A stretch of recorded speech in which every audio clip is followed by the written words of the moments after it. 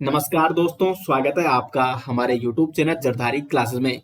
दोस्तों, उत्तराखंड इतिहास का आज ये चौथा लेक्चर है और आज मैं आपको उत्तराखंड हिस्ट्री का एक मोस्ट इम्पोर्टेंट टॉपिक कराने वाला हूं, जहां से अक्सर एग्जाम में बहुत सारे प्रश्न पूछ लिए जाते हैं। हम दोस्तों चर्चा करेंगे आज चंद राजवंश के बारे में। चंद राजवंश में कंप्लीट आपको एक ही लेक्चर में कराने वाला हूं। किस प्रकार से चंद राजवंश की स्थापना हुई और इस राजवंश में जो भी शासक हुए, जो भी राजा हुए, उनकी नीतियां किस प्रकार की थी, उनके शासनकाल में कौन कौन सी घटनाएं घटी, तो इनके बारे में हम डिटेल्स में चर्चा करने वाले हैं। इसके नोट्स दोस्तों, इस लेक्चर के नोट्स और साथ ही साथ संपूर्ण हिस्ट्री के नोट्स, उत्तराखंड की संपूर्ण हिस्ट्री के नोट्स का लिंक आपको दिया गया है वीडियो के डिस्क्रिप्शन में, तो वहां से आप इसे डाउनलोड कर सकते हैं और प्रत्येक टॉपिक के उसमें एमसीक्यू भी दिए गए हैं, तो लिंक आपको मिल जाएगा वीडियो के डिस्क्रिप्शन में। तो शुरू करते हैं दोस्तों आज का लेक्चर। कुमाऊं का चंद राजवंश शुरू होता है सोमचंद से, जिसको माना जाता है कुमाऊं में चंद राजवंश का संस्थापक। अब देखो, जो सोमचंद है इसके यानी कुमाऊं राजवंश का जब उदय हुआ, क्योंकि सोमचंद से यहाँ पे कुमाऊं राजवंश का उदय हुआ माना जाता है, तो सोमचंद के बारे में भी कई अवधारणाएं हैं। एटकिंसन महोदय के अनुसार सोमचंद ही यहाँ पे क्या है, कुमाऊं के चंद राजवंश का संस्थापक था। जबकि अनेक इतिहासकार ऐसा भी मानते हैं कि थोहर चंद जो कि चंदवंश का संस्थापक माना जाता है, लेकिन जो अधिकांशता साक्ष्य मिलते हैं, परिणाम मिलते हैं, प्रमाण मिलते हैं, वो किसके पक्ष में मिलते हैं? सोमचंद के पक्ष में मिलते हैं। तो इसलिए सोमचंद को कहा जाता है चंद वंश का संस्थापक। अब देखो, सोमचंद आया कहाँ से था? तो कई इतिहासकार मानते हैं कि उस समय जो कत्यूरी राजवंश, हमने आपको पिछली वीडियो में बताया था, अंतिम शासक कौन था? ब्रह्मदेव। कत्यूरी शासक ब्रह्मदेव के कुछ प्रतिनिधि जाते हैं कन्नौज शासक के पास, और कन्नौज शासक का भाई था सोमचंद, और इस सोमचंद को वो यहाँ लेके आते हैं। जबकि कुछ इतिहासकार ये भी मानते हैं कि सोमचंद जो कि कन्नौज नरेश का भाई था, वो यहाँ पे बद्रीनाथ के दर्शन करने आया था और उसने यहाँ पे ब्रह्मदेव की पुत्री चंपा से शादी की और उस प्रकार से अपनी राजधानी बनाई चंपा। यानी ब्रह्मदेव ने उसको क्या दी? चंपा, जो चंपावत है, ब्रह्मदेव ने चंपावत उसको दहेज रूप में भेंट किया। जबकि कुछ इतिहासकार मानते हैं कि कत्यूरी नरेशों के अत्याचारों से पीड़ित होकर इस प्रदेश के जो निवासी थे वो गए झूसी के राजकुमार को लेने, और झूसी का राजकुमार कौन था? सोमचंद। अधिकांश इतिहासकार मानते हैं कि जो सोमचंद था ये झूसी प्रदेश से आया था। यहाँ पे इसने ब्रह्मदेव की पुत्री चंपा से विवाह किया और ब्रह्मदेव ने चंपावत को इसे क्या दिया? दहेज रूप में भेंट किया। और इस प्रकार से यहाँ पे उदय होता है या नींव पड़ती है चंद साम्राज्य की, चंद वंश की। अब बात आती है कि ये सोमचंद ये आया कब था, यानी जो चंद शासन है उत्तराखंड में उसकी शुरुआत कब से हुई?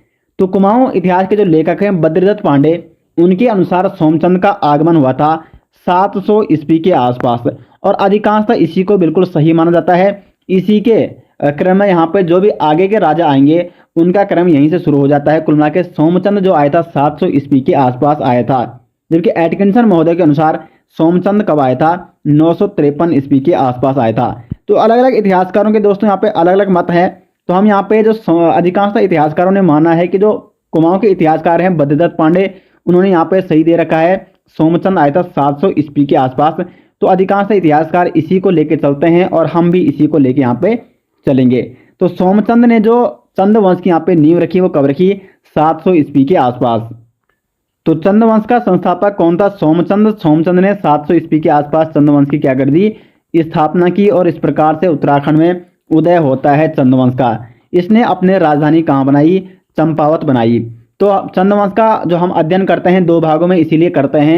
एक भाग चंपावत में आ गया, और चंपावत के बाद अगर हम भीष्मचंद और कल्याणचंद, जो बालो कल्याणचंद था, उसके शासनकाल की बात करें, उन्होंने अपनी राजधानी कहाँ स्थानांतरित की? अल्मोड़ा स्थानांतरित की। तो जो शुरुआत में राजधानी रही चंदवंश की, जो चंदवंश का उदय हुआ वो कहाँ से हुआ? चंपावत से उदय हुआ।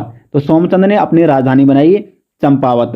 और चंपावत में इसने किस किले का निर्माण कराया? ये काफी इंपॉर्टेंट है दोस्तों, कई बार एग्जाम में पूछा जाता है। तो सोमचंद ने चंपावत में राजबुंगा किला बनवाया था। उसके बाद सोमचंद ने यहाँ पे 4 किलेदार नियुक्त किए। उन 4 किलेदारों का नाम था कार्की, बोरा, तड़ागी और चौधरी। ये 4 किलेदार किसने नियुक्त किए? सोमचंद ने नियुक्त किए। और ये 4 किलेदार मूलतः थे नेपाल के। कहाँ के थे ये? नेपाल के। और इन 4 किलेदारों को क्या कहा जाता? चाराल, चाराल या चार आल। ठीक है, चार आल या चाराल कहा जाता है सीधे किसको? इन 4 किलेदारों को। कौन कौन थे? कार्की, बोड़ा, तलागी और चौधरी। इस प्रकार से आपको नोट करना। अब सोमचंद ने क्या किया? मंत्री और सेनापति के रूप में किसको यहाँ पे कुल मिला के मंत्री किसको बनाया, मेहरा को, और फरत्यालों को क्या बनाया, अपना सेनापति बनाया। साथ ही साथ सोमचंद ने चौथानी ब्राह्मणों की भी क्या की, नियुक्ति की। चौथानी ब्राह्मणों की नियुक्ति किसने की, सोमचंद ने, यानी 4 ब्राह्मणों की नियुक्ति। अब देखो जो सोमचंद था वो एक मांडलिक राजा था। मांडलिक राजा का मतलब होता है दोस्तों, ये अभी स्वतंत्र शासक नहीं है। सोमचंद स्वयं में क्या है, स्वतंत्र शासक नहीं है, ये किसी न किसी अभी राजा के क्या है, अधीन है। इसलिए सोमचंद क्या था, एक मांडलिक राजा था। और ये किसका मांडलिक राजा था, डोटी के राजा। मैंने आपको कत्यूरी राजवंश जब हमने आपको बताया था, उसमें मैंने आपको बताया कि कत्यूरी राजवंश कई भागों में बंट गया था। उसमें एक महत्वपूर्ण जो शक्तिशाली भाग था वो था डोटी। डोटी नरेश उस समय कौन था, वो था जयदेव मल्ल। ये काफी इंपॉर्टेंट है। जयदेव मल्ल हुआ करता था इस समय डोटी नरेश, और इस जयदेव मल्ल के अधीन आता था सोमचंद। यानी सोमचंद क्या है, अभी स्वतंत्र शासक नहीं है, ये एक मांडलिक राजा है। इसके ऊपर भी कौन सा राजा है, ये है जयदेव मल्ल, जो उसमें डोटी नरेश, और डोटी का है अभी वर्तमान में नेपाल में है। तो नेपाल और पिथौरागढ़ का कुछ हिस्सा ये डोटी जो नरेश था जयदेव मल्ल, उसके राज्य की सीमा के अंतर्गत आता था। और कहीं ना कहीं जो ये सोमचंद था ये भी इसके अधीन आता था। तो ये आपको कुल मिला के नोट करना है कि सोमचंद क्या है, स्वतंत्र शासक नहीं था, ये एक मांडलिक राजा था। और ये किसको देता था कर, ये डोटी के राजा जयदेव मल्ल को कर देता था। तो ये तो हो गया सोमचंद जो कि चंद वंश का संस्थापक था। और ये है आपका यहाँ पे राजबुंगा किला, जो कि किसने बनाया, सोमचंद ने बनाया। अब देखो ये है कुमाऊं के चंद राजाओं की वंशावली। चंद राजाओं में टोटल कितने राजा हुए, कुमाऊं में 61 राजा। और यहाँ पे इसका आप स्क्रीनशॉट ले सकते हैं। वैसे हमारी एप्लीकेशन में इन सभी 61 राजाओं के नाम मिल जाएंगे, फिर भी यदि आपको स्क्रीनशॉट लेना है समझने के लिए तो आप यहाँ पे ले सकते हैं। और क्योंकि यहाँ पे सभी राजाओं के नाम मैंने बता रखे हैं, अब जो नीचे में जिन राजाओं के बारे में आपको डिटेल्स में बताऊंगा वो जो महत्वपूर्ण राजा है जिनके बारे में जानकारी मिलती है, क्योंकि सभी 61 राजाओं के बारे में कहीं जानकारी नहीं मिलती है। तो ये है यहाँ पे चंद वंश के अब प्रमुख राजाओं के बारे में हम बात करेंगे। तो चंद वंश का जो देखो प्रथम यानी स्थापना किसने की, चंद वंश की सोमचंद ने। और चंद वंश में जो चौथा शासक आया वो आया इंद्रचंद। इंद्रचंद का शासनकाल 758 से लेकर 778 ईस्वी तक रहा। और देखो जो ये शासनकाल है ना, इसको भी आपको ज़्यादा ध्यान नहीं देना है, क्योंकि इसमें अलग अलग इतिहासकारों का अलग अलग मत है, इसीलिए एग्जाम में शासनकाल से संबंधित एग्जाम में क्वेश्चन नहीं बनते हैं। तो इंद्रचंद इसके समय में उत्तराखंड में रेशम उत्पादन और निर्यात अधिक हुआ। ये काफी इंपॉर्टेंट है। उत्तराखंड में रेशम उत्पाद और निर्यात किसके शासनकाल में अधिक हुआ, तो वो हुआ इंद्रचंद के समय। इसने नेपाल के मार्ग से चीन से व्यापारिक संबंध बनाए। तो चीन से व्यापारिक संबंध बनाने वाला शासक वो था आपका इंद्रचंद। और देखो इसने एक पटरंग वाली प्रथा इसके शासनकाल में हुआ करती थी। पटरंग वाली प्रथा ये क्या थी, एक झूठी खबर जिसमें रेशम का रंग पक्का हो जाता था। मतलब कुल मिला के झूठी खबर फैलानी थी। और ऐसा इसमें इस प्रथा में यह था कि जितना आप झूठी खबर फैलाओगे उससे क्या होगा, उससे जो रेशम का रंग है वो क्या हो जाएगा, उतना ज़्यादा पक्का हो जाएगा और उतना उसमें व्यापार में फायदा मिलेगा। तो एक तो रेशम उत्पादन और निर्यात अधिक हुआ इसके शासनकाल में, और इस एक साथ ही साथ पटरंग वाली प्रथा जो किसके शासनकाल में प्रचलित थी वो थी इंद्रचंद के शासनकाल में। ये दोनों इंपॉर्टेंट फैक्ट हैं जो आपको क्या करने हैं, नोट करने हैं। और साथ साथ चीन के साथ व्यापारिक संबंध भी इसने शुरू किए थे। उसके बाद 8वां शासक आया दोस्तों वीणाचंद। ठीक है, वीणाचंद का शासनकाल माना जाता है 856 से लेकर 1869 में। ठीक है, ये काफी इंपॉर्टेंट है। इंपॉर्टेंट क्यों है कि यो वीणचंद था एक विलासी राजा। वीणाचंद क्या था, एक विलासी राजा था। और जब विलासी राजा था यानी अपने धुन में मस्त रहता था, बिल्कुल नशा नुशा करता था मस्त करके। और इसके शासनकाल में इसीलिए क्या हो गया, यहाँ पे खस जातियों ने प्रभुत्व बढ़ा दिया अपना। और खस जातियों ने इस प्रकार से यहाँ पे अपना प्रभुत्व बढ़ा दिया कि अगले 2 सालों तक कोई भी यहाँ से खस जातियों को कुमाऊं से हिला तक नहीं सका। यानी खसों ने 200 वर्षों तक कुमाऊं में अपना शासन जमा दिया। किसकी वजह से, इस विलासी राजा की वजह से जो ये वीणाचंद था। वीणाचंद से आप याद रख सकते हो विलासी, वीणा से विलासी। ठीक है, तो वीणाचंद क्या था, विलासी था। जब वो विलासी था तो उस समय खस जातियों को यहाँ पे प्रभुत्व बढ़ गया। तो कुल मिला के अगले 200 सालों तक फिर कुमाऊं में अब किसने शासन किया, खसों ने शासन किया। उसके बाद आता है वीरचंद। वीरचंद नाम से ही क्या लग रहा है, यहाँ पे वीर लग रहा है। तो जब नाम से ही इसका नाम वीरचंद है तो इसने काम भी वैसे ही करना था। तो इसका एक सेनापति था सोन खड़ायन। ये खतरनाक सेनापति था इसका। और इसने क्या किया, कि खसों को यहाँ से भगा दिया और वीरचंद को खस जाति का अंत करने का श्रेय भी जाता है। तो पुनः इसने क्या कर दिया, अब चंद वंश को पुनः से खड़ा कर दिया। तो चंद वंश की पुनः स्थापना कर दी किसने, वीरचंद ने कर दी, क्योंकि वीरचंद जो था, विलासी जो राजा था, इसके शासनकाल में खस जातियों का प्रभुत्व बढ़ गया था। यहाँ पे 200 वर्षों तक फिर यहाँ पे क्या हुआ, खस जातियों ने अपना प्रभुत्व जमा के रखा। लेकिन फिर आया वीरचंद और इसने यहाँ से खसों को भगा दिया, खसों का अंत कर दिया और पुनः यहाँ पे स्थापना कर दी दोस्तों चंद शासन की। उम्मीद करते हैं आपको अच्छे से यहाँ पे समझ में आ रहा होगा। अब वीरचंद के बाद हम चलते हैं सीधे 17वें शासक पे, क्योंकि इस बीच कोई ऐसा महान शासक नहीं हुआ जिसका हमें कहीं उल्लेख मिलता होगा, और अगर कोई महान शासक हुआ भी होगा लेकिन जब उसका उल्लेख मिलता ही नहीं है तो हमें उसके बारे में जानकारी कहाँ से मिलेगी। तो इसलिए हम सीधे जाते हैं अब 17वें शासक की ओर, और 17वां शासक था चंद वंश का, वो था नानकी चंद। नानकी चंद का जो शासनकाल माना जाता है 1177 से लेकर 1195। अब इसके शासनकाल की एक इंपॉर्टेंट घटना यह है कि इसके शासनकाल में 1191 में नेपाल के शासक अशोक चल ने उत्तराखंड पर क्या किया, आक्रमण किया, और उत्तराखंड पे साथ साथ मतलब कुल के कुमाऊं पर भी इसने क्या कर दिया, आक्रमण कर दिया। इसका उल्लेख हमें मिलता है गोपेश्वर त्रिशूल अभिलेख, जो कि अशोक चल के बारे में हमें जानकारी देता है। अशोक चल के बारे में कौन से अभिलेख से जानकारी मिलती है, 1191 का जो उसका क्या है, गोपेश्वर त्रिशूल अभिलेख है। तो अशोक चल ने किसके शासनकाल में यहाँ पे आक्रमण किया, नानकी चंद के शासनकाल में। इस प्रकार से एग्जाम में क्वेश्चन बन सकते हैं। हाल ही में किसी एक एग्जाम में अशोक चल से संबंधित क्वेश्चन इस प्रकार से पूछा गया था। देखो आयोग भी ना थोड़ा घुमा के क्वेश्चन पूछता है, डायरेक्ट आपको पूछेगा नहीं कि 1191 में किसने आक्रमण किया। क्वेश्चन ये पूछा गया था कि 12वीं ईस्वी में, 12वीं शताब्दी में किस नेपाल शासक ने उत्तराखंड पर आक्रमण किया। एक अशोक चल था, एक कराचल देव था। तो देखो ये ना 1191 में, तो 11 सदी यहाँ पे पूरी हो चुकी है, और ये 1191 यानी ये 12वीं सदी है। ठीक है, जैसे हो जाएगा 1200 हो जाएगा, उसके बाद 9 साल बाद। तो 12वीं सदी में आक्रमण करने वाला नेपाल शासक कौन था दोस्तों, वो था अशोक चल। अब कईयों ने वहां पे क्या लगा दिया, कराचल देव लगा दिया, क्योंकि कराचल देव का जो आक्रमण था वो था आपका 1223। तो ये है आपकी 13वीं सदी, 1223 यानी 1200 सदी तो पूरी हो चुकी है। अब जो 1201 से स्टार्ट होगा वो आपकी हो जाएगी 13वीं सदी। तो 1223 ये क्या था आपका, 1223 ये तो 13वीं सदी है। लेकिन 12वीं सदी में, क्योंकि 1191 में किसने आक्रमण किया, उत्तराखंड में अशोक चल ने, तो 12वीं सदी में आक्रमण करने वाला शासक कौन था दोस्तों, वो था अशोक चल। और अशोक चल का जो हमें गोपेश्वर त्रिशूल लेख मिलता है उसके अनुसार 1191 में अशोक चल ने क्या किया, यहाँ पे मतलब आक्रमण किया था, और ये उसके अधीन हो गया था ये क्षेत्र। तो नानकी चंद के शासनकाल में अशोक चल का यहाँ पे आक्रमण हुआ था, ये आपको नोट करना है। आपको हर फैक्ट यहाँ पे समझना होगा, क्योंकि एग्जाम में जनरली क्वेश्चन जो बनता है थोड़ा घुमा के बनता है। उसके बाद इसके बारे में तो हमने बात ही नहीं की अभी। तो जो बालेश्वर मंदिर अभिलेख है, इसके बारे में, ये किसके बारे में जानकारी देता है, कराचल देव के बारे में। बालेश्वर मंदिर अभिलेख ये चंपावत में मिलता है, और यहाँ पे 1223 का ही अभिलेख मिलता है कराचल देव का। और इस अभिलेख में 10 मांडलिक यानी सामंत राजाओं का नाम मिलता है, जिसमें 3 राजा वो कौन थे, आपके चंद वंश के थे।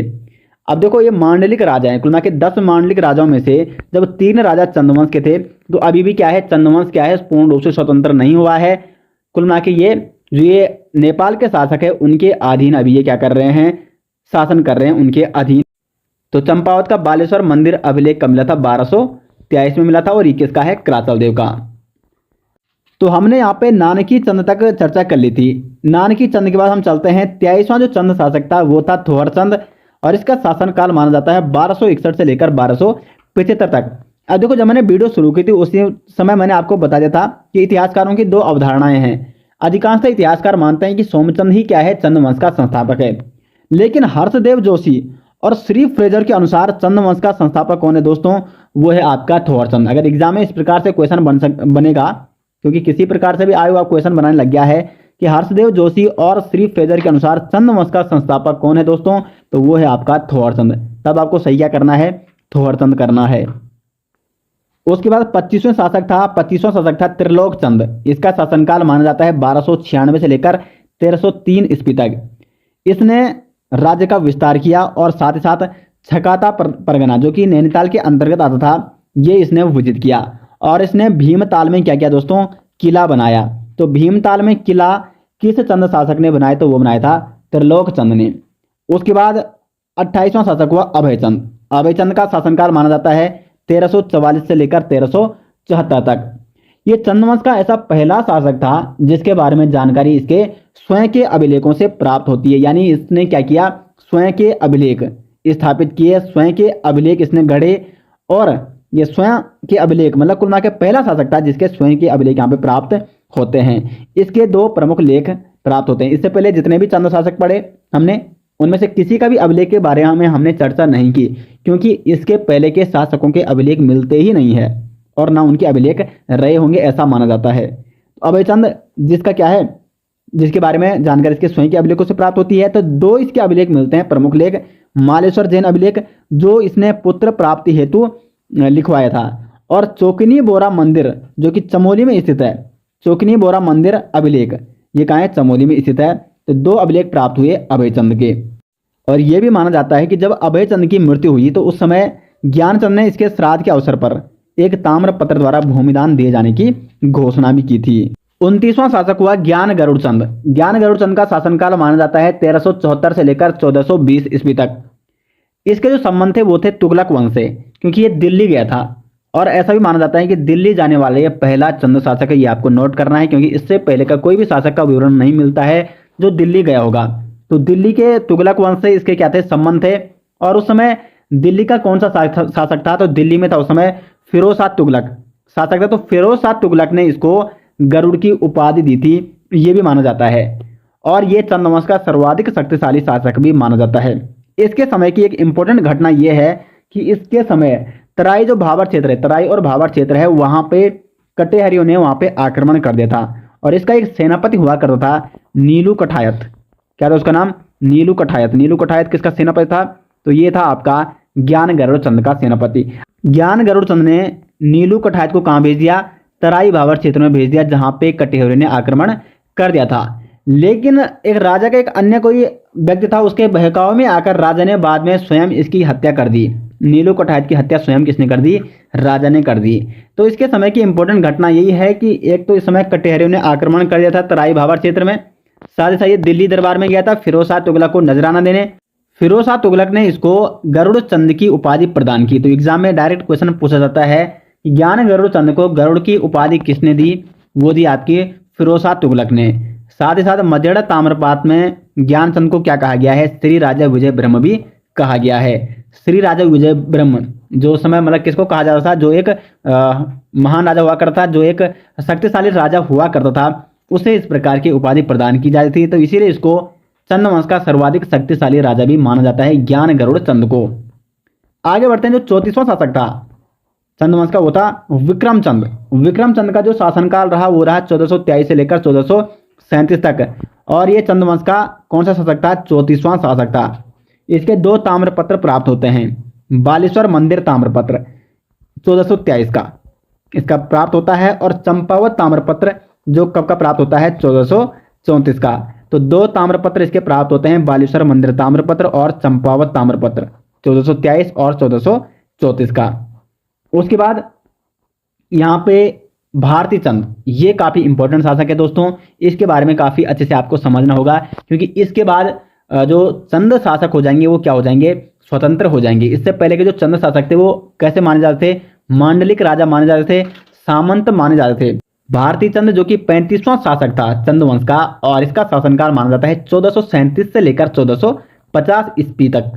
जो कि एक योग्य और कुशल शासक था। और साथ ही साथ इसके पवाड़े मिलते हैं, पवाड़े, जिनसे हमें कुमाऊं के इतिहास के बारे में बहुत सारी जानकारियां प्राप्त होती हैं। तो इसके पवाड़े अधिकांश देखने को मिलते हैं।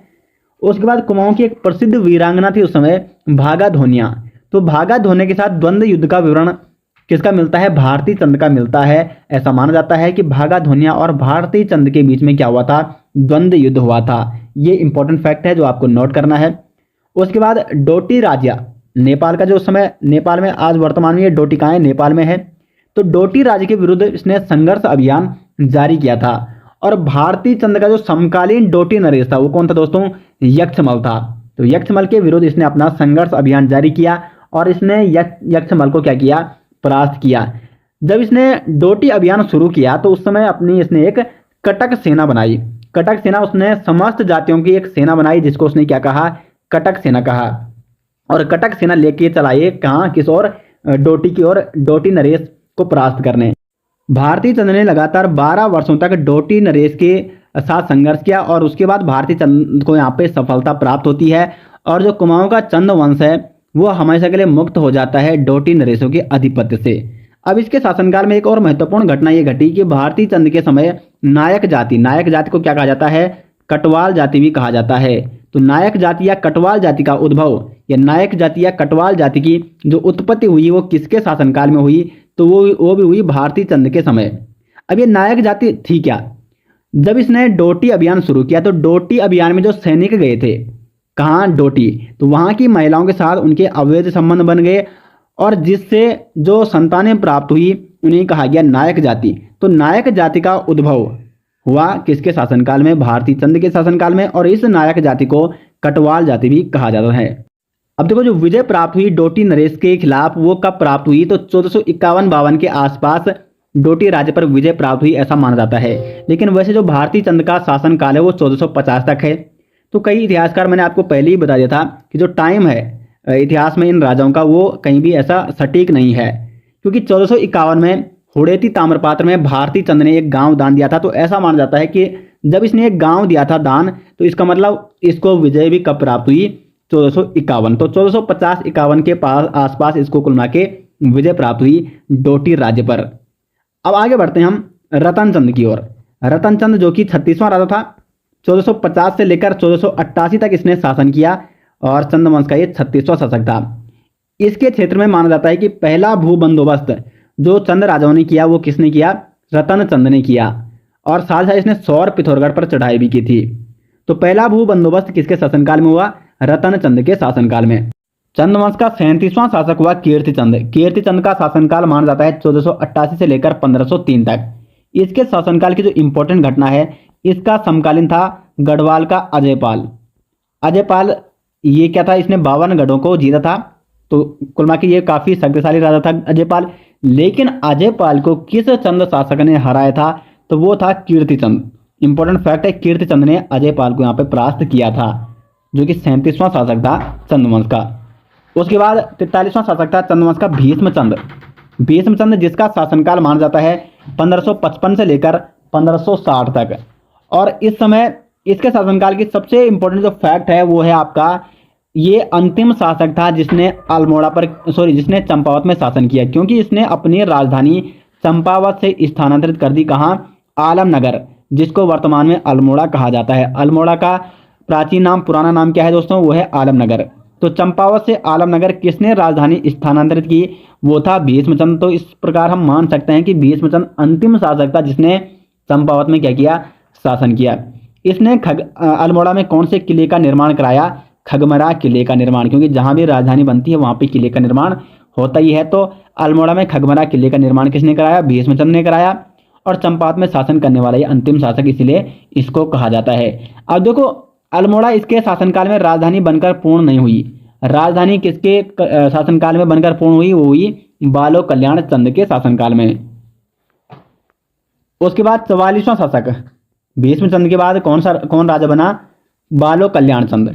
44वां चंद शासक था ये, और इसका शासनकाल था 1560 से लेकर 1568 तक। तो इसके शासनकाल की सबसे इंपॉर्टेंट घटना ये है कि ये अल्मोड़ा का पहला, कुल मिला के जब अल्मोड़ा राजधानी बनी तो अल्मोड़ा राजधानी में बैठने वाला ये पहला शासक, आप इसको कह सकते हैं चंदवंश का। इसके शासनकाल में अल्मोड़ा यानी आलमनगर राजधानी बनकर पूर्ण हो गई थी किसकी, चंदवंश की। अर्थात हम यह कह सकते हैं कि बालो कल्याण चंद ने आलमनगर यानी अल्मोड़ा की स्थापना की, और इसके शासनकाल में एक अभिलेख प्राप्त होता है इसका कालापानी गाड़ में, जो कि पिथौरागढ़ में स्थित है। 1563 में इसने अल्मोड़ा में लाल मंडी किले, जो कि कहाँ स्थित है, पलटन बाजार में। अल्मोड़ा के पलटन बाजार में लाल मंडी किले का निर्माण किसने कराया, 1563 में वो कराया बालो कल्याण चंद ने। बाद में 1816 में जब अंग्रेजों ने गोरखाओं को परास्त कर दिया तो अंग्रेजों ने इस किले का नाम फोर्ट मेरा भी रखा, फोर्ट मेरा। उसके बाद मणकोटे राज्य को भी चंद साम्राज्य में किसने मिलाया, तो उसका श्रेय भी जाता है बालो कल्याण चंद को। महाराष्ट्र एक लेखक हुए प्रसिद्ध लेखक अनंत देव, इन्होंने अपने ग्रंथ स्मृति कौतुम में कल्याण चंद को क्या कहकर पुकारा है, प्रजा हितैषी। प्रजा हितैषी बताया है बालो कल्याण चंद को, किसने, अनंत देव ने। चंद का 45वां शासक हुआ रुद्रचंद। रुद्रचंद का शासनकाल माना जाता है 1568 से लेकर 1597 तक। रुद्रचंद से संबंधित काफी इंपॉर्टेंट फैक्ट हैं इसके शासनकाल से संबंधित, और यहां से क्वेश्चन कई बार एग्जाम में डायरेक्ट बनते हैं, तो इसको हम काफी अच्छे से यहाँ पे अध्ययन करेंगे। बड़े ध्यान से आपको नोट करना है। रुद्रचंद, सबसे बड़ी बात है, सबसे इंपॉर्टेंट फैक्ट है, यह अकबर का समकालीन था। अब जब ये अकबर का समकालीन था तो उस समय आप सभी जानते हैं कि अकबर ने तो अकबर ने पूरे हिंदुस्तान के सभी राजाओं, अधिकांशतः राजाओं ने आधिपत्य स्वीकारा था किसका? अकबर का। तो फिर रुद्रचंद ने भी क्या किया? अकबर की अधीनता को स्वीकारा था। कब? 1587 में। 1587 में रुद्रचंद ने अकबर की अधीनता को स्वीकारा था, ऐसा इतिहासकार मानते हैं। आईन अकबर के अनुसार कुमाऊं को दिल्ली सूबे में दर्शाया गया, क्योंकि अब ये जो कुमाऊं हो गया ये किसके अंतर्गत आ गया? किसके आधिपत्य में आ गया? अकबर के आधिपत्य में आ गया। तो इसलिए आईन अकबर के अनुसार कुमाऊं को भी दिल्ली सूबे में दर्शाया गया। रुद्रचंद ने अपने नाम से रुद्रपुर नामक नगर भी बसाया, जो कि कहाँ स्थित है? आपका उधम सिंह नगर में स्थित है। हुआ यूं था कि जब रुद्रचंद यहाँ पे शासन कर रहा था तो इसका जो तराई क्षेत्र था इसके राज्य के अधीन, वहां पे हुसैन खान ने कब्जा कर दिया। रुद्रचंद जाता है और वहां पे हुसैन खान को परास्त करके आता है, और उधम सिंह नगर में उस समय रुद्रपुर नगर को वो बसा के आता है। तो उधम सिंह नगर में रुद्रपुर नगर का निर्माण, या रुद्रपुर नगर को किसने बसाया? तो वो बसाया रुद्रचंद ने। एक अन्य युद्ध का विवरण भी मिलता है यहाँ पे, बधानगढ़ युद्ध। ये आपको नोट करना है दोस्तों, बधानगढ़ युद्ध किस किस के बीच हुआ? तो बधानगढ़ युद्ध हुआ रुद्रचंद और बलभद्र शाह, जो कि इसका समकालीन कौन सा गढ़वाल शासक था? बलभद्र शाह। तो रुद्रचंद और बलभद्र शाह के बीच होता है बधानगढ़ का युद्ध। और यहाँ पे तो रुद्रचंद का सेनापति या चंद सेना का सेनापति पुरुष पंत किस युद्ध में मारा जाता है? वो मारा जाता है बधानगढ़ युद्ध में, जो कि हुआ था रुद्रचंद और बलभद्र शाह के बीच में। उसके बाद रुद्रचंद ने अल्मोड़ा में मल्ला महल का निर्माण भी किसने कराया? रुद्रचंद ने कराया। और बधानगढ़ युद्ध में, जैसे मैंने आपको पहले ही बता दिया है, रुद्रचंद का सेनापति मारा जाता है पुरुष पंत। बधानगढ़ युद्ध जो कि रुद्रचंद और बलभद्र शाह के बीच होता है, और वहां पे सेनापति पुरुष पंत मारा जाता है, जो कि किसका सेनापति है? रुद्रचंद का सेनापति है। अब यहाँ पे इंपॉर्टेंट फैक्ट ये है कि रुद्रचंद ने त्रैवणिक धर्म निर्णय नामक धर्मशास्त्र लिखा है। त्रैवणिक धर्म निर्णय नामक धर्मशास्त्र की रचना किसने की? वो की रुद्रचंद ने। और इस धर्मशास्त्र में इसने सामाजिक व्यवस्था को पुनः स्थापित किया, जिसमें समाज में ब्राह्मणों को 3 भागों में बांटा, चौथानी ब्राह्मण, तिथानी ब्राह्मण और पितलीय ब्राह्मण। जो चौथानी ब्राह्मण थे ये सबसे ऊंचे ब्राह्मण होते थे, सबसे ऊंचे कुल के ब्राह्मण इनको माना गया चौथानी ब्राह्मण, और ये आपस में परस्पर विवाह कर सकते थे। उनके नीचे आते थे तिथानी ब्राह्मण। तिथानी ब्राह्मण जो थोड़ा नीचे ब्राह्मण थे, इनको पंचबीड़ीय भी कहा जाता है। और इनके भी नीचे आते थे पितलीय ब्राह्मण, जिनको हलीय ब्राह्मण भी कहा जाता है। तो चौथानी ब्राह्मण हो गए सबसे उच्च ब्राह्मण होते थे। तिथानी ब्राह्मण को पंचबीड़ीय ब्राह्मण भी कहा जाता है, और पितलीय ब्राह्मणों को हलीय ब्राह्मण भी कहा जाता है। क्या कहा जाता है? हलीय ब्राह्मण भी इनको कहा जाता है। कुछ अन्य वर्ग, समाज को अन्य वर्गों में किस किस में बांटा? गुरु हो गया, पुरोहित, वैद्य, सईस, राजकोली, पहरी, बनजिया, टमटा, जो कि ताम्रपातों के निर्माता थे। सईस को बखरिया भी कहते हैं, ठीक है, सईस को बखरिया भी कहा जाता था। राजकोली हो गया, पहरी, बनजिया, इनके काम के आधार पर इन्होंने इनको इन वर्गों में बांटा। किसने? रुद्रचंद ने। घरों में सेवा करने वाले सेवकों को क्या कहा जाता था? छयोड़े कहा जाता था। इस प्रकार के शब्द अब एग्जाम में डायरेक्ट पूछे जाने लग गए हैं। और शेष समस्त जनता को इस त्रैवणिक धर्म निर्णय नामक धर्मशास्त्र में क्या कहा गया है? पौड़ी 15 बिस्वा। तो पौड़ी 15 बिस्वा किसके लिए प्रयोग किया जाता है? शेष समस्त जनता के लिए। शेष समस्त जनता को इसने क्या कहा? पौड़ी 15 बिस्वा कहा। उसके बाद कुछ अन्य ब्राह्मण, ओली ब्राह्मण थे एक प्रकार के। ओली ब्राह्मण जो कि ओले पड़ने पर थाली बजाकर ये क्या करते थे? सभी को सतर्क करते थे। तो इन ब्राह्मणों को क्या कहा गया? ओली ब्राह्मण कहा गया। और एक थे कैनी खस। कैनी खस, ये कैनी खस क्या थे? तो ये था अनाज का छठा भाग ये गांव से वसूलकर राजधानी पहुंचाते थे। यानी ये क्या करते थे? अनाज के रूप में कर को वसूलते थे, और इन्हें क्या कहा गया? कैनी खस कहा गया। उसके बाद रुद्रचंद के 4 संस्कृत ग्रंथ भी यहाँ पे प्राप्त हुए। यथा उषा रागोदया, जो कि संपूर्णानंद संस्कृत विश्वविद्यालय वाराणसी द्वारा इसको प्रकाशित किया गया। यथा उषा रागोदया, इसकी रचना या ये संस्कृत ग्रंथ किसका है? तो ये भी रुद्रचंद का था। दूसरा संस्कृत ग्रंथ था यहाँ पे सैनिक शास्त्र, और तीसरा संस्कृत ग्रंथ था ययति चरित्रम। ये क्या था? आपका नाटक था, तो ये यति चरित्रम था, ये संस्कृत नाटक था। और चौथा था त्रैवणिक धर्म निर्णय नामक धर्मशास्त्र। ठीक है, तो 4 संस्कृत ग्रंथ यथा उषा रागोदया, सैनिक शास्त्र, यति चरित्रम और त्रैवणिक धर्म निर्णय, जिसमें समाज को विभक्त किया गया था। समाज को यहाँ पे देखो जो ये वर्ग है इनको काम के आधार पर बांटा गया है, ब्राह्मणों को भी यहाँ पे बांटा गया है। सबको यहाँ पे अलग अलग काम दिए गए थे, किसके द्वारा? रुद्रचंद के द्वारा। रुद्रचंद के बाद जो चंद्रवंश का शासक आता है वो है लक्ष्मी चंद, जो कि 46वां शासक है चंद्रवंश का। और इसका शासनकाल माना जाता है दोस्तों 1597 से लेकर 1621 तक। अब आप इसके शासन काल को देखकर यहाँ पे लगा सकते हैं कि इस समय दिल्ली पर कौन बैठा। दिल्ली सल्तनत यानी उस समय मुगल वंश का यहाँ पे शासन हुआ करता था। और मुगल वंश का उस समय राजा कौन था दोस्तों? वो था जहांगीर। जहांगीर की तुजुक ए जहांगीरी में किसका वर्णन मिलता है? तो वो मिलता है लक्ष्मी चंद का, क्योंकि लक्ष्मी चंद किसका समकालीन था? वो था आपका जहांगीर का समकालीन। इसलिए जहांगीर की तुजुक ए जहांगीरी में यहाँ पे लक्ष्मी चंद का वर्णन देखने को मिलता है। अगर हम गढ़वाल की बात करें, क्योंकि समकालीन जो राजा है उनके बारे में बात करना जरूरी है, इस टाइप के क्वेश्चन भी पूछे जाते हैं। तो गढ़वाल का शासक था इस समय मानशाह। कौन था इस समय गढ़वाल का शासक? मानशाह। तो मानशाह गढ़वाल का शासक, जो कि लक्ष्मी चंद का समकालीन था। और लक्ष्मी चंद ने मानशाह के खिलाफ 8 बार आक्रमण किया था दोस्तों। इसमें से जो 7 आक्रमण थे इसमें ये हारा था, लेकिन अंतिम जो आक्रमण था उसमें इसको जीत प्राप्त हुई थी। और अंतिम आक्रमण में मानशाह यानी मानशाह जो गढ़वाल का राजा था, इसका सेनापति था खतर सिंह। या आप लगा सकते हो जो गढ़वाल सेना थी उसका सेनापति था खतर सिंह। तो अंतिम युद्ध में, यहां पे मैं लिख के दे रहा हूं, अंतिम युद्ध में खतर सिंह यहाँ पे मारा जाता है। खतर सिंह मारा गया, ठीक है।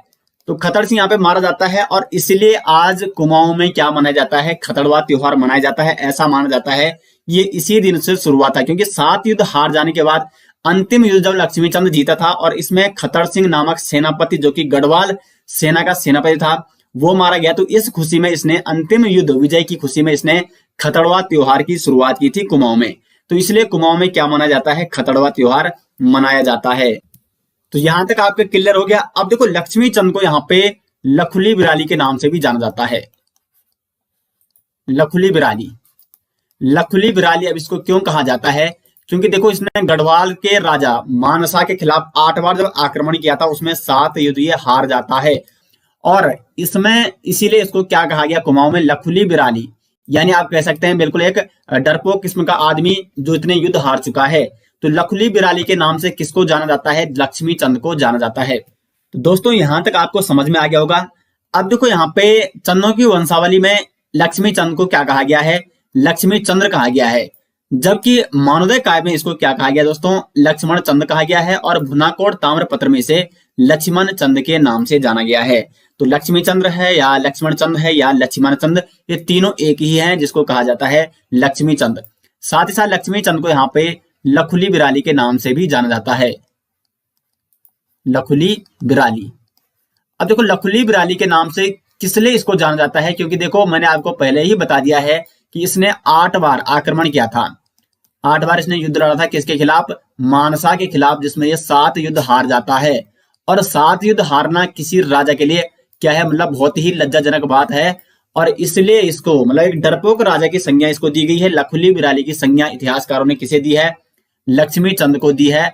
इसको लखुली बिराली के नाम से भी जाना जाता है। तो लखुली बिराली किसे कहा जाता है? लक्ष्मी चंद को कहा जाता है। लक्ष्मी चंद का एक बड़ा भाई भी था, शक्ति गुसाई। शक्ति गुसाई, ठीक है। और ये जो शक्ति गुसाई था ये आपका जन्मान था, यानी जन्म से ये अंधा था। तो आगे बढ़ते हैं। आप देखो यहाँ पे लक्ष्मी चंद ने एक तो पुराने जीर्ण मंदिरों का इसने निर्माण कराया। बहुत सारे पुराने जो जीर्ण मंदिर थे जिनकी दयनीय स्थिति थी उस समय, इसका इसने जीर्णोद्धार कराया या पुनर्निर्माण कराया। साथ ही साथ एक इंपॉर्टेंट क्वेश्चन यहां से बनता है कि जो बागेश्वर का बागनाथ मंदिर है इसका जीर्णोद्धार ये किसने कराया? तो ये कराया लक्ष्मी चंद ने 1602 में, ठीक है। 1602 ईस्वी में इसने बागेश्वर के बागनाथ मंदिर का जीर्णोद्धार कराया था। और गढ़वाल शासक मानसा के खिलाफ इसने 8 बार आक्रमण किया, जिसमें ये 7 युद्ध हारता है। अंतिम युद्ध ये जीतता है, जिसमें गढ़वाल सेनापति खतर सिंह मारा जाता है। और उसी खुशी में कुमाऊं में यहाँ से शुरू हुआ था खतड़वा त्योहार मनाना। लक्ष्मी चंद ने यहाँ पे 2 न्यायालय या 2 कचहरियों की इसने स्थापना की, न्योवाली और बिष्ठाली। ये एग्जाम के व्यू पॉइंट से काफी इंपोर्टेंट है। न्योवाली और बिष्ठाली नामक कचहरियों की स्थापना किसने की थी? तो वो की थी दोस्तों लक्ष्मी चंद ने। अब देखो जो यहाँ पे न्यौवाली था, ये कचहरी थी आपकी समस्त जनता के लिए। समस्त जनता के जो भी न्यायालय संबंधी मामले देखे जाते थे वो देखे जाते थे न्यौवाली में। जबकि बिष्ठाली जो कचहरी थी दोस्तों, ये थी आपकी सैनिक मामलों के संबंधित। सैनिक मामलों का निपटारा जहां भी देखा जाता था, जिस कचहरी में देखा जाता था, वो थी आपकी बिष्ठाली कचहरी। तो न्यौवाली और बिष्ठाली नामक कचहरियों की स्थापना किसने की थी? तो वो की थी लक्ष्मी चंद ने। साथ ही साथ लक्ष्मी चंद ने यहाँ पे राज्य कर्मचारियों को 3 श्रेणियों में बांटा था। नंबर 1 सरदार, सरदार जो कि परगने का शासक होता था, क्योंकि उस समय जो राज्य था वो परगनों में भी विभाजित रहता था। तो परगने का शासक ये कौन होता था? ये होता आपका सरदार।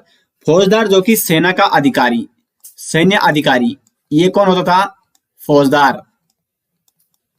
और जो नेगी होता था, ये राज्य के छोटे कर्मचारी होते थे जो कि अनाज के रूप में क्या लेते थे? कर लेते थे, जिसको दस्तूर कहा जाता था। दस्तूर या इसको नेग के नाम से भी जाना जाता था। तो नेग लेने वाला नेगी। तो नेगी क्या लेते थे? गांव से अनाज के रूप में कर या दस्तूर या नेग लेते थे, इसलिए उनको नेगी कहा जाता है। तो सरदार हो गया परगने का शासक, फौजदार हो गया सैन्य अधिकारी, और नेगी हो गया दस्तूर अनाज के रूप में लेने वाला या नेग अनाज के रूप में लेने वाला। आगे बढ़ते हैं दोस्तों। विजय चंद जो कि 48वां शासक था, चंद शासक विजय चंद 1624 से 1625, इसका यहाँ पे शासनकाल जो रहा बहुत ही अल्प रहा, यहाँ पे लगभग 1 वर्ष का।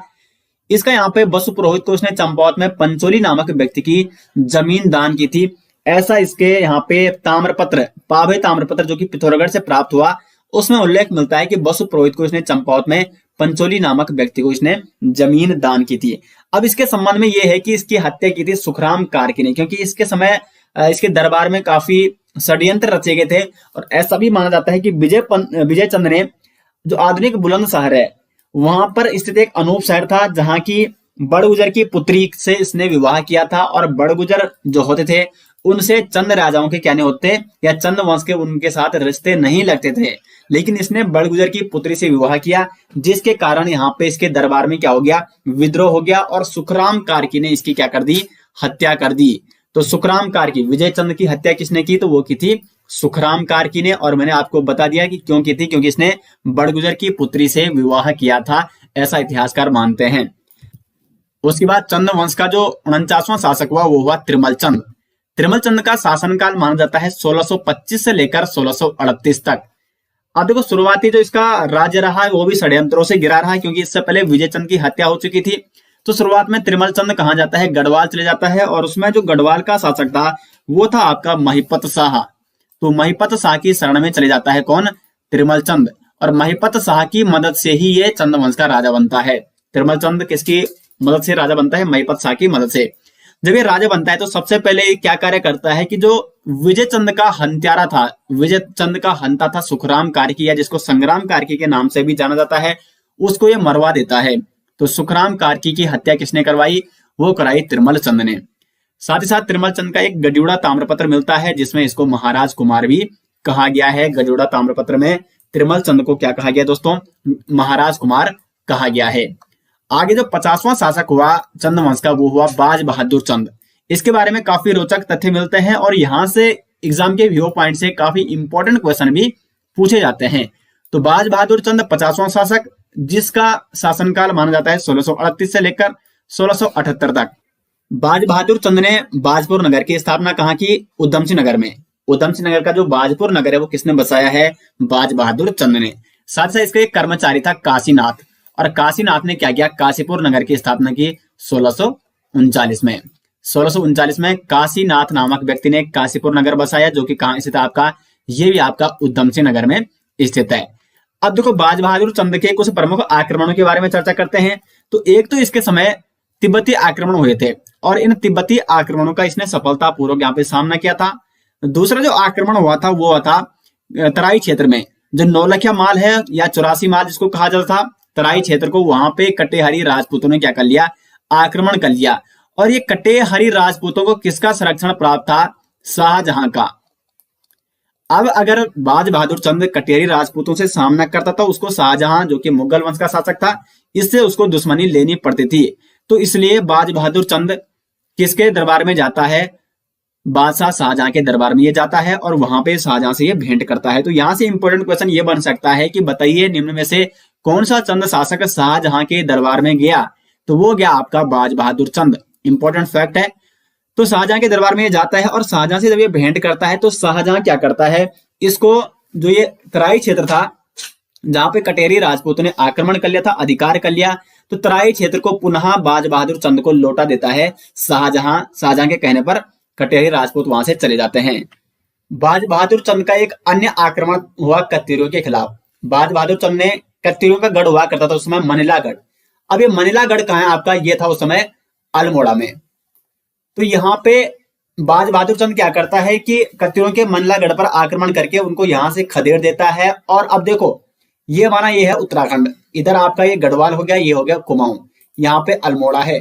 तो मंडलागढ़ पर आक्रमण कर देता है बाज बहादुर चंद और कत्यूरी इस ओर चले जाते हैं, यहाँ और खदेड़ देता है। कत्यूरी चले गए गढ़वाल की पूर्वी सीमा की ओर। यहाँ पे उस समय हुआ करता था खैरागढ़ किला और कत्यूरी गढ़वाल के खैरागढ़ किले पर अधिकार कर लेते हैं।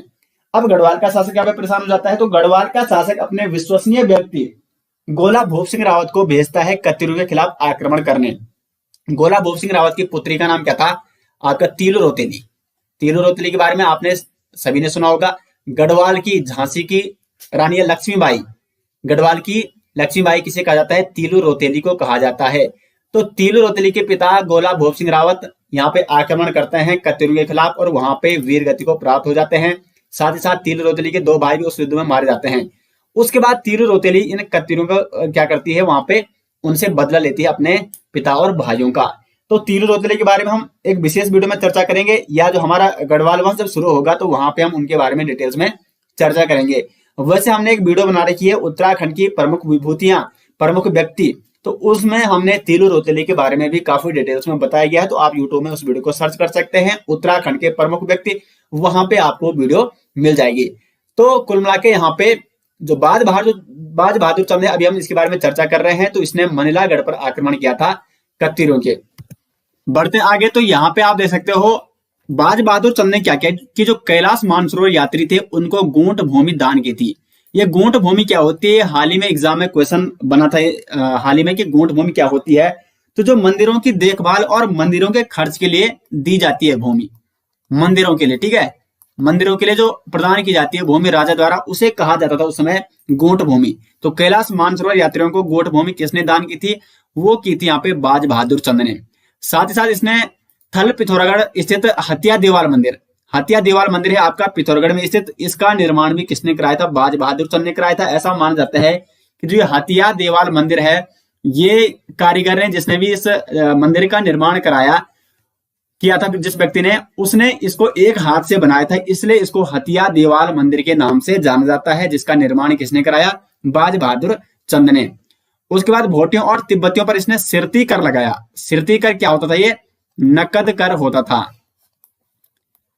तो भोटियों और तिब्बतियों पर सिरती कर किसने लगाया? ये लगाया आपका बाज बहादुर चंद ने।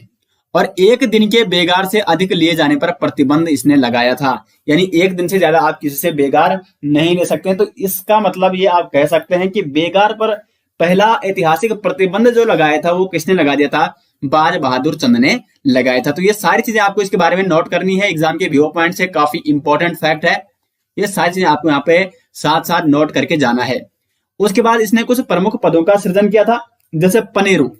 पनेरू क्या होता है? जो ये पानी भरने वाला होता था, पनेरू। उसके बाद फुलेरिया, ये होता आपका फल लाने वाला, फल और फूल लाने वाला फुलेरिया।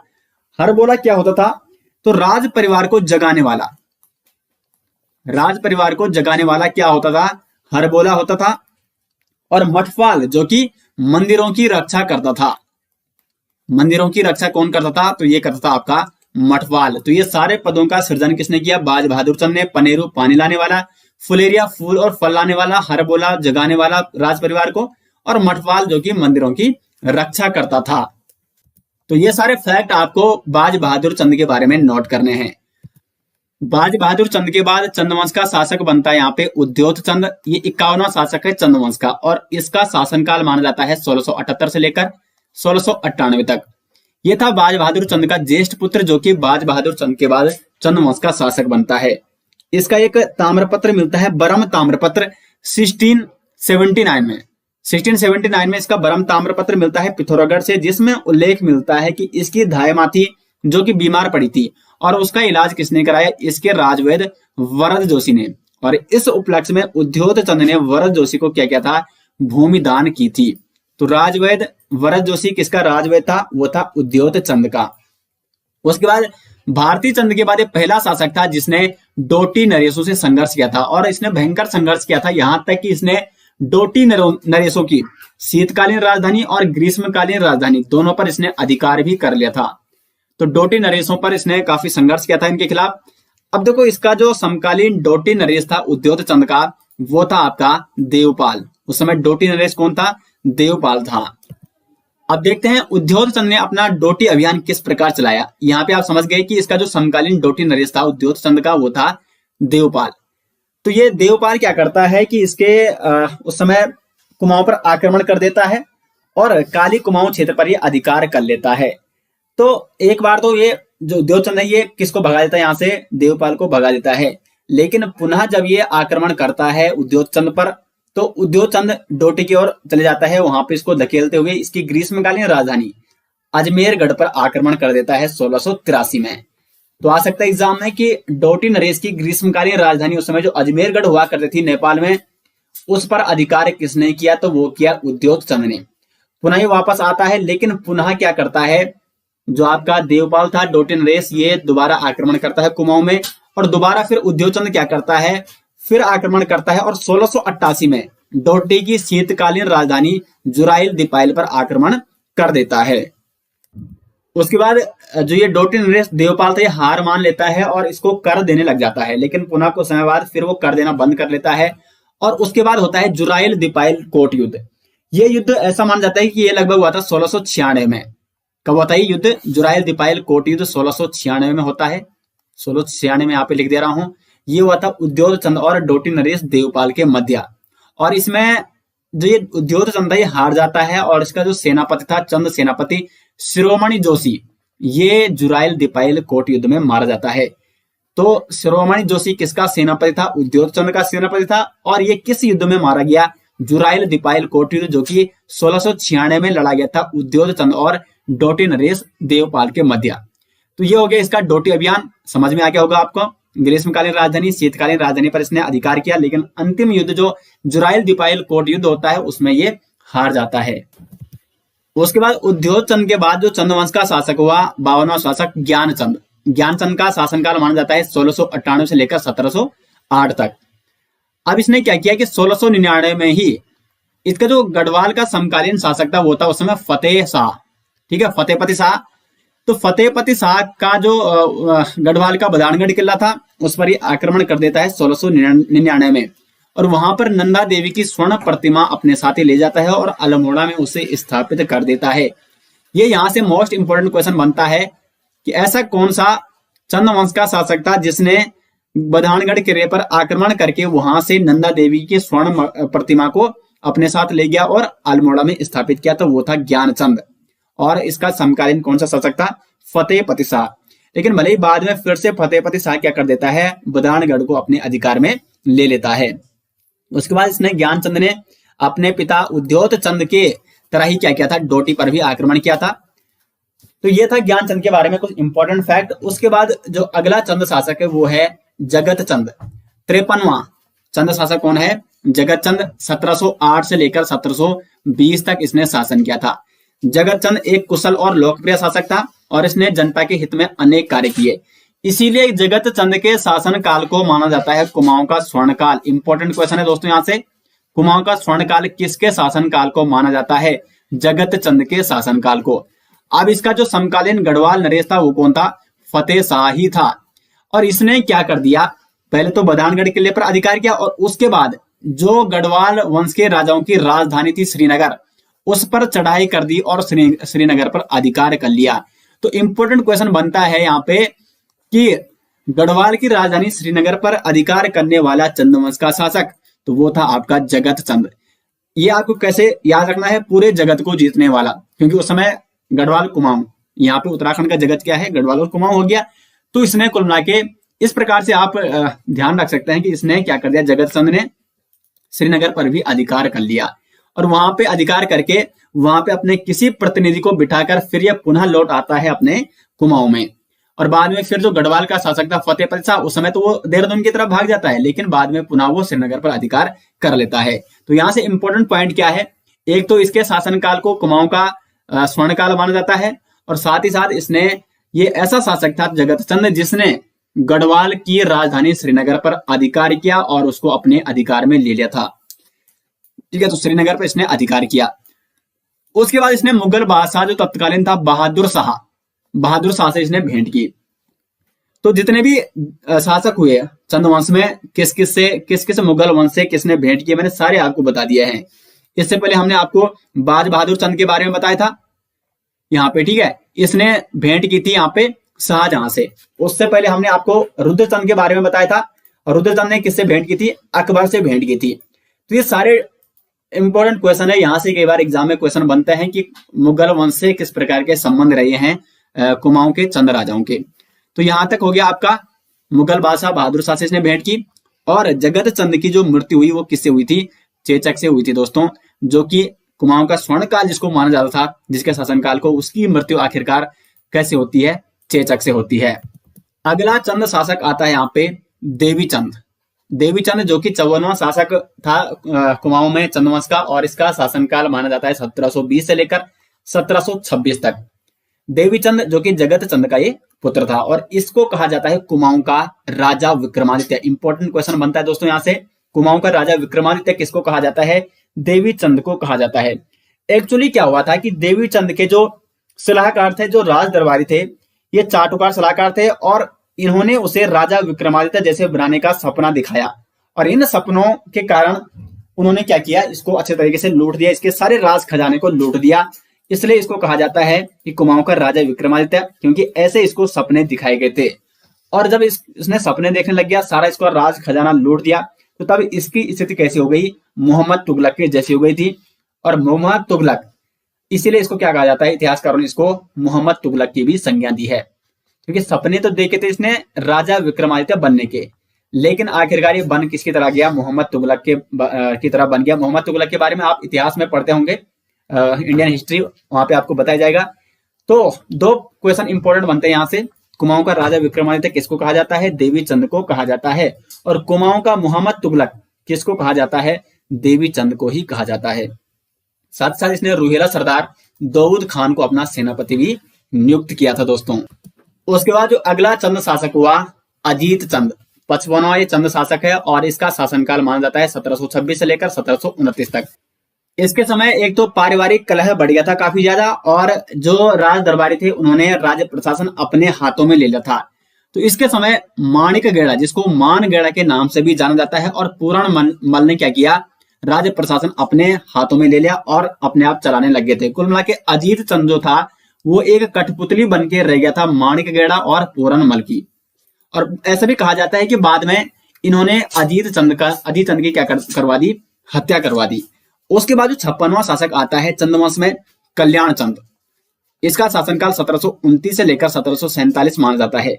लेकिन यहाँ पे मैंने आपको पहले अभी बताया कि यहाँ पे माणिकगेड़ा और पूरण मल ने राज्य प्रशासन ले लिया अपने हाथों में। तो फिर कल्याण चंद क्या करता है, पारिवारिक कलह के कारण शरण ले लेता है डोटी नरेश के यहाँ, और अब जाके यहाँ पे क्या होता है, कुमाऊं की गद्दी हो जाती है खाली। तो कुमाऊं का एक अन्य वहां पे एक विश्वसनीय क्या था, वहां पे एक अधिकारी था राज दरबार में, अनूप सिंह तड़ागी। वो फिर बाद में क्या कर देता है, बहुत सारे राज्य के अधिकारियों को इकट्ठा करता है और फिर वहां चले जाता है डोटी नरेश के यहाँ, वहां से कल्याण चंद को वापस बुलाता है। तो कल्याण चंद क्या करता है, कुछ समय बाद जो ये आपका मानसिंह गढ़ था, ठीक है, माणिकगेड़ा, इसकी हत्या करवा देता है। अब देखो इसके शासनकाल की अन्य महत्वपूर्ण घटनाएं क्या है। तो एक तो इसके समय प्रसिद्ध कवि था शिव, ठीक है, उसने कल्याण चंद्रोदय की रचना की थी। इंपोर्टेंट क्वेश्चन बनता है, कल्याण चंद्रोदय की रचना किसने की, प्रसिद्ध कवि शिव ने, जो कि किसका राज दरबारी कवि था, कल्याण चंद का। साथ ही साथ इसने अल्मोड़ा में क्या बनाया, चौमहल बनाया। अल्मोड़ा में चौमहल किसने बनाया, कल्याण चंद ने। और इसे कुमाऊं का कुंभकर्ण भी कहा जाता है। इसका एक दीवान था, काफी इंपॉर्टेंट है यहाँ पे, शिवदत्त जोशी। यहाँ पे मैं लिख रहा हूं शिवदत्त जोशी किसका दीवान था, तो वो था आपका कल्याण चंद का।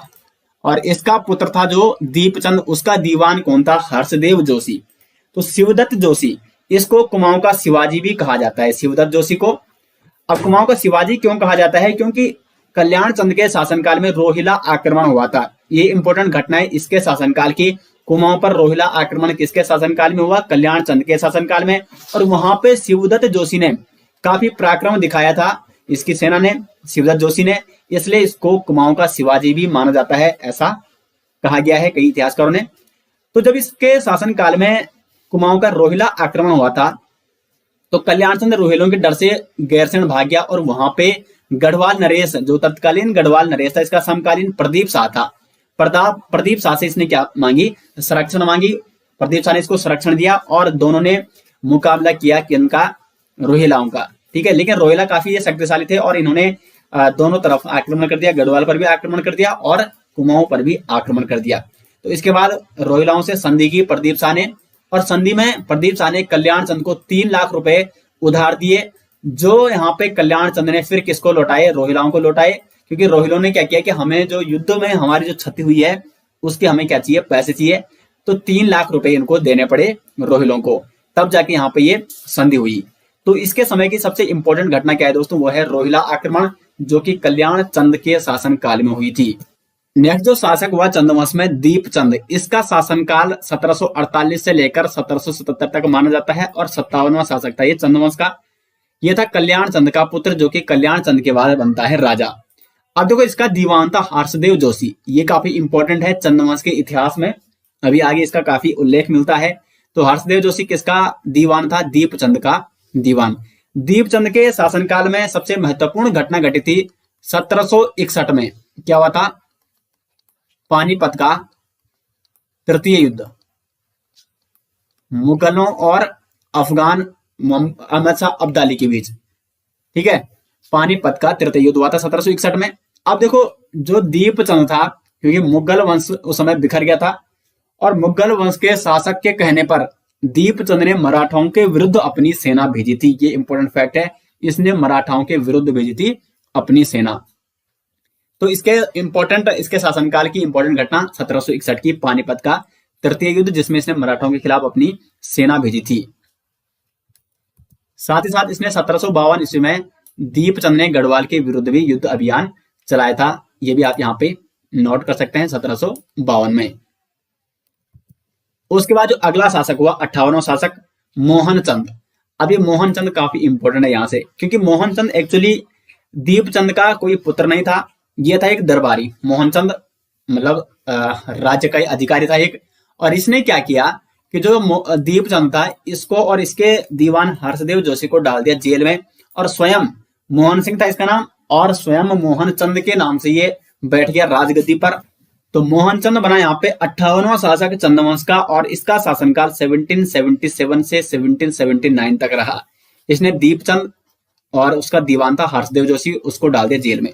अब देखो उस समय गढ़वाल में किसका शासन था? ललित शाह का शासन था। तो हर्षदेव जोशी ने ललित शाह को यहाँ पे आक्रमण करने के लिए आमंत्रित किया, और ललित शाह आक्रमण करता है मोहनचंद पर, और वहां पे अल्मोड़ा पर आक्रमण करके अपने अधिकार में ले लेता है, मोहनचंद को वहां पे पराजित करता है। और पुनः वहां पे हर्षदेव जोशी और अन्य दरबारियों ने मिलकर क्या किया? ललित शाह जो था इसका पुत्र था प्रद्युम्न शाह, ठीक है। ललित शाह का पुत्र कौन था? प्रद्युम्न शाह। तो हर्षदेव जोशी के बुलाने पर ललित शाह यहाँ पे आया था। तो अब हर्षदेव जोशी ने कहा कि जब ललित शाह ने यहाँ पे इसको विजित कर लिया है कुमाऊं को, तो ललित शाह के पुत्र को यानी प्रद्युम्न शाह को हम प्रद्युम्न चंद के नाम से क्या बनाएंगे? यहाँ पे शासक बनाएंगे। तो 1779 में प्रद्युम्न शाह क्या करता है? प्रद्युम्न चंद के नाम से कुमाऊं का राजा बनता है। तो ऐसा गढ़वाल का ऐसा शासक जो गढ़वाल का राजा भी रहा और कुमाऊं का राजा भी रहा, वो था आपका प्रद्युम्न चंद। ये प्रद्युम्न शाह, ठीक है। प्रद्युम्न शाह प्रद्युम्न चंद के नाम से चंद्रवंश का राजा बना। तो कुल मिला के 59वां जो राजा हुआ चंद्रवंश में वो हुआ प्रद्युम्न चंद, ठीक है। ये एक्चुअली गढ़वाल के ललित शाह का पुत्र था प्रद्युम्न शाह, जो कि प्रद्युम्न चंद के नाम से यहाँ पे शासक बनता है। 1779 से लेकर 1786 तक इसका क्या चलता है? राज का चलता है, शासन चलता है।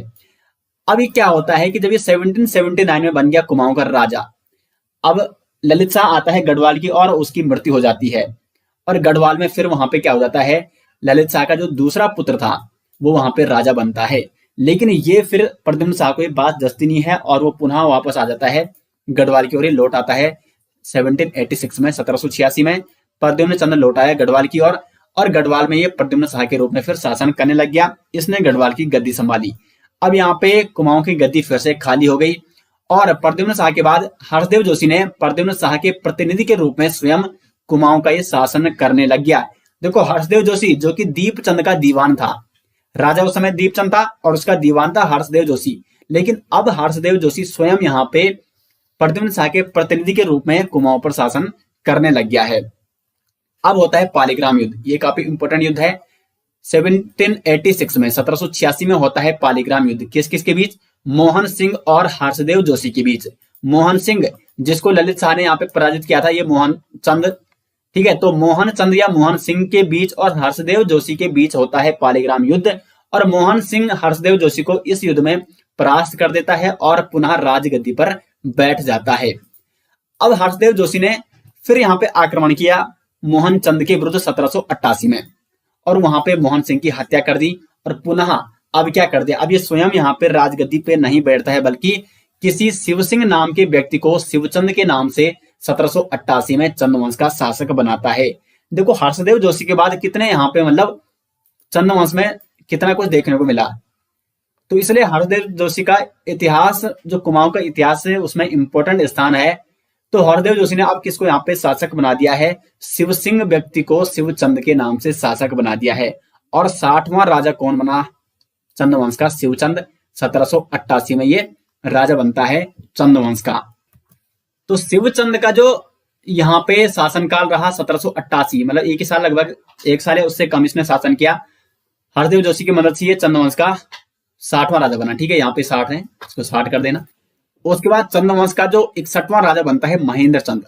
अब देखो ये कैसे राजा बनता है, राजा कौन था इससे पहले? शिवचंद। तो यहाँ पे महेंद्र चंद का पिता कौन था? मोहन चंद, जिसकी हत्या किसने की थी? हर्षदेव जोशी ने। तो मोहन चंद का भाई था लाल सिंह। लाल सिंह ने क्या किया? गढ़वाल के राजा का जो भाई था, प्रद्युम्न शाह का भाई था पराक्रम शाह, उसकी मदद से यहाँ पे फिर आक्रमण करता है और वहां पे हर्षदेव जोशी को परास्त करके वहां पे मोहन चंद के पुत्र महेंद्र चंद को यहाँ पे क्या बनाता है? राजा बनाता है। तो 61वां राजा बनता है महेंद्र चंद, जिसका शासनकाल 1788 से लेकर 1790 तक माना जाता है। और ये था चंद्रवंश का अंतिम शासक, क्योंकि 1790 में यहाँ पे नेपाल के गोरखाओं ने आक्रमण कर दिया और महेंद्र चंद को वो हवाला बाग मैदान, ये युद्ध लड़ा गया हवाला बाग मैदान में 1790 में महेंद्र चंद और गोरखाओं के विरुद्ध, जो कि अल्मोड़ा में स्थित है, और यहाँ पे इसको ये पराजित कर देते हैं। तो गोरखाओं ने जो कुमाऊं पर आक्रमण किया वो किसके निमंत्रण पर किया? हर्षदेव जोशी के निमंत्रण पर किया। ऐसा क्यों हुआ? क्योंकि महेंद्र चंद के चाचा लाल सिंह ने हर्षदेव जोशी को यहाँ पे परास्त किया और उस किसको बिठा दिया यहाँ पे? मोहन चंद के पुत्र महेंद्र चंद को। तो हर्षदेव जोशी जो कि उस समय क्या चला, भले उसने शिवचंद को यहाँ पे शासक बनाया था, लेकिन राजकाज कौन चलाता था? हर्षदेव जोशी ही चलाता था, क्योंकि हर्षदेव जोशी की मदद से यहाँ पे शिवचंद शासक बना। तो अब इसको ये बात तो निखरनी थी, अखरनी थी, तो उसने क्या किया? फिर गोरखाओं को यहाँ पे आमंत्रित किया, ऐसा माना जाता है, और गोरखाओं ने इसको परास्त कर दिया और उसके बाद यहाँ पे कुमाऊं पर अधिकार कर लिया। तो 1790 में यहाँ पे कुमाऊं में गोरखाओं का यहाँ पे अधिकार हो गया और वहां से यहाँ से शुरू होता है कुमाऊं में गोरखा शासन। तो वो हम आगे नेक्स्ट वीडियो में जानेंगे उसके बारे में। तो दोस्तों उम्मीद करते हैं आपको यहाँ पे वीडियो अच्छी लगी, और वीडियो पसंद आई तो वीडियो को लाइक और शेयर जरूर करें, कमेंट बॉक्स में अपनी राय जरूर दें। मिलते हैं दोस्तों नेक्स्ट वीडियो के साथ, तब तक के लिए धन्यवाद।